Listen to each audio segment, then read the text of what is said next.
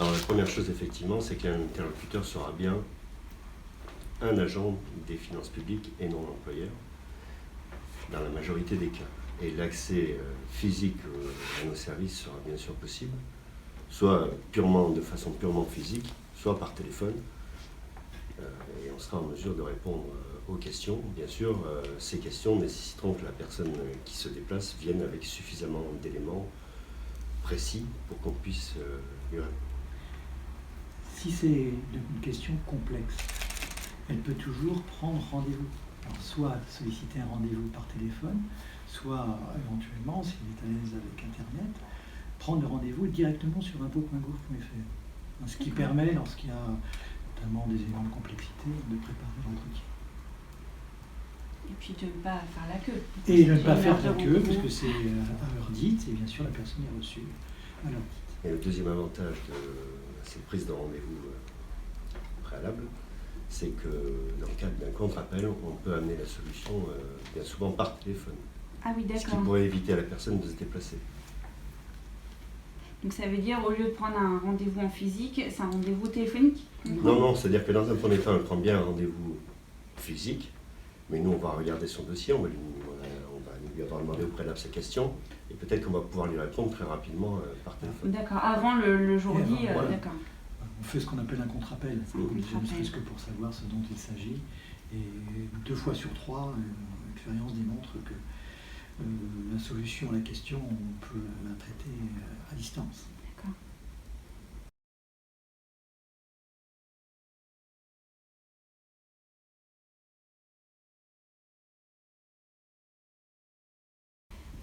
Alors pour l'instant, dans le dispositif actuel, c'est pas prévu, puisqu'effectivement, on a bien un prélèvement sur le salaire de chacune des personnes composant le foyer. Il y a éventuellement une possibilité sur quelqu'un qui aurait des revenus fonciers, par exemple, des revenus fonciers communs au couple, qui là vont être payés par prélèvement sur le compte bancaire, et le compte bancaire, dans ce cas-là, pourrait être le compte de monsieur ou de madame.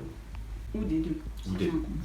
D'accord. Mais tout ce qui est prélevé par collecteur, chaque salarié de son côté, donc effectivement, donc c'est une question qui est posée au niveau national, mais qui ne fera pas l'objet d'évolution à court terme. D'accord, c'est pas prévu. La position du gouvernement est de dire absorbons déjà le prélèvement à la source. On a une problématique spécifique à la France, c'est qu'on a un impôt sur le revenu qui est traité par foyer fiscal. Faut-il ou pas ouvrir un débat sur l'individualisation de l'impôt? Parce que c'est au fond cela la question derrière.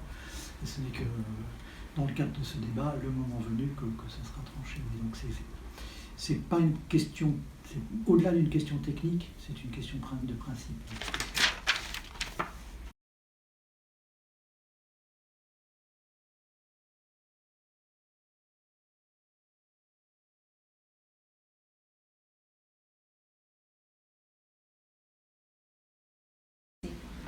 En fait, déjà, ce qu'il faut dire, et je reprends ce qu'a dit M. Roch, c'est qu'une partie importante de la population n'est pas imposable.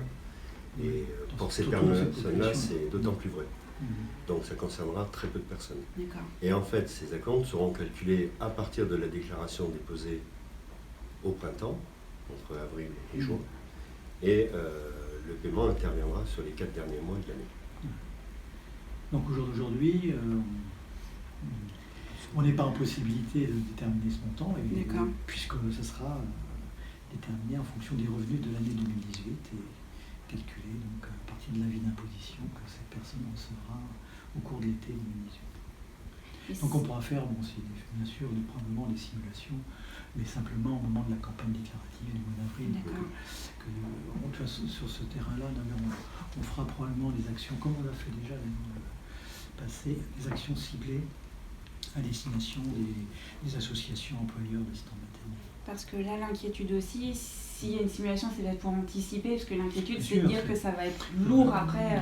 Je pense qu'il y a peu de personnes imposables, mais ce sont souvent, pas toujours, mais souvent des personnes à revenus modestes. Donc on devrait avoir une régularité de revenus aussi d'une année sur l'autre, qui permettra déjà d'avoir une perception de la chose.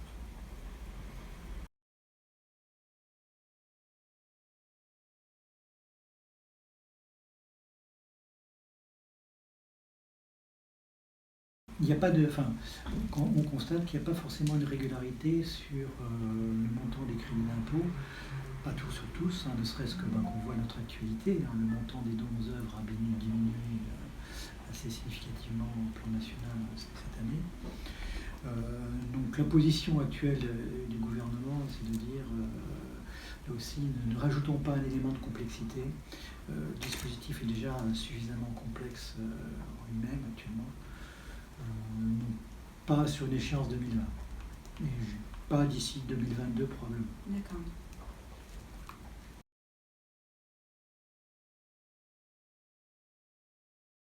Vous avez répondu peut-être sur Le foncier, oui, c'est sur le compte bancaire qui est celui qui est utilisé aujourd'hui. D'accord. Celui-là même Voilà. qui est. Donc là, ça veut dire pour eux, ils n'ont pas besoin de refournir des coordonnées bancaires. Non.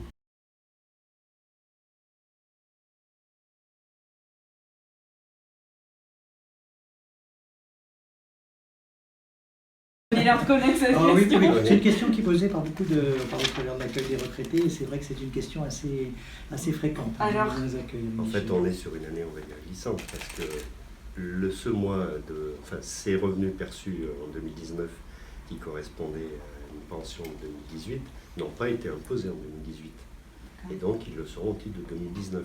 Oui, et ça suppose que le décalage est valable. voilà, et que son mois de décembre 2019 sera versé en 2020. Donc finalement, il sera bien imposé sur 12 mois. On est sur la règle de l'encaissement, en fait, quand on déclaration de revenus. C'est l'encaissement, donc, décembre 2018, encaissement 2019. C'est bien une imposition 2019. Donc il n'y a pas de double imposition. Ça reste 12 mois, c'est pas janvier-décembre, c'est décembre. C'est la date pour la déclaration d'impôt sur le revenu, c'est la perception du revenu qui est prise en compte dans tous les cas. Donc, ce que dit monsieur Bosc, effectivement, sur les années précédentes, c'était bien toujours avec le même décalage que l'imposition se faisait. Donc, en 2017, en décembre 2017, c'était perçu sur janvier 2018, c'était déclaré sur l'année 2018.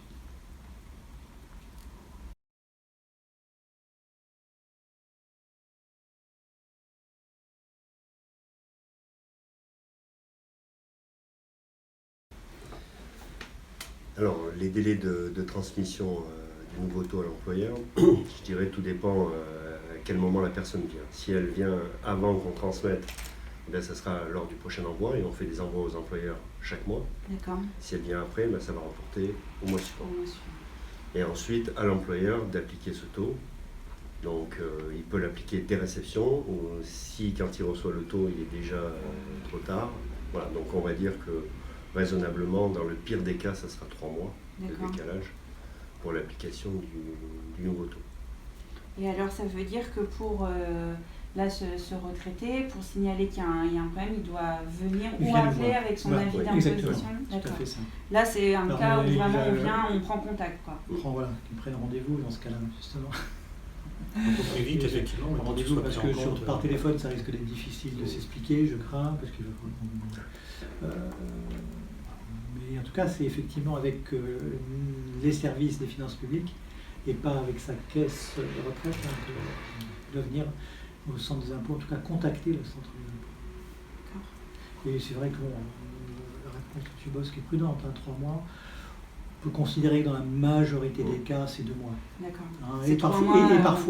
Et même, on peut espérer 1 mois, mais soyons prudents, 2 mois, et c'est très exceptionnellement. En précisant, c'est vrai que certains peuvent trouver que c'est long, que on est dans un dispositif d'acompte, et que lorsqu'on était dans le dispositif d'acompte traditionnellement, même si on voulait changer son acompte sur son compte par un prélèvement mensuel, en fonction de la date à laquelle on faisait cette modification, ce n'était pas forcément le mois suivant. On était déjà souvent dans 2 mois. Donc, il y a peut-être une petite régression, mais elle n'est pas aussi forte que parfois on peut entendre.